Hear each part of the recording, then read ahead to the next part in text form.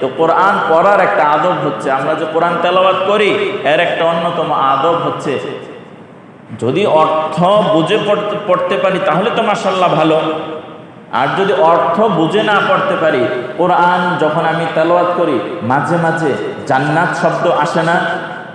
আসে কি না? সবাই চুপ করে রয়েছে, একজন মানে কোরআন পড়ে না। কোরআন পড়ার ক্ষেত্রে মাঝে মাঝে জান্নাত শব্দ আসে না? জান্নাত শব্দ যখন আসে তখন আপনি দিলে দিলে তামান্না করবেন, আল্লাহ এই জান্নাতটা আমাকে দিয়া দেন।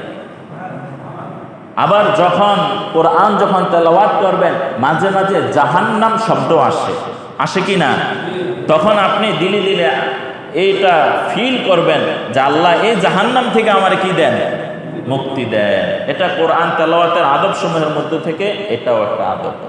এখন এটা বোঝার জন্য কি পুরা কোরআনের তাফসীর আর অর্থ বোঝা শর্ত? জান্নাত শব্দ বোঝা যায়, এটা জান্নাত শব্দ আরবি না বাংলা? আরবি, কিন্তু আমরা বাংলাতেও কি করি? ব্যবহার করি।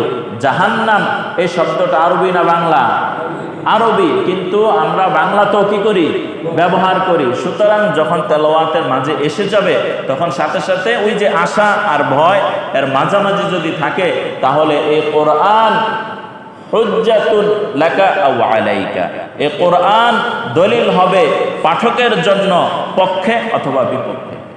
আপনি যখন কোরআন তেলাওয়াত করছেন এই কোরআন সাক্ষ্য দিবে আল্লাহ সে যখন কোরআন পড়তো সে আলেম ছিল না, তার কোরআনের অর্থ জানা ছিল না, কিন্তু আপনি মাঝে মাঝে জান্নাত শব্দ উল্লেখ করেছেন, সে তো সাধারণ মানুষ, সে আপনার কাছে জান্নাতটা চাইতো।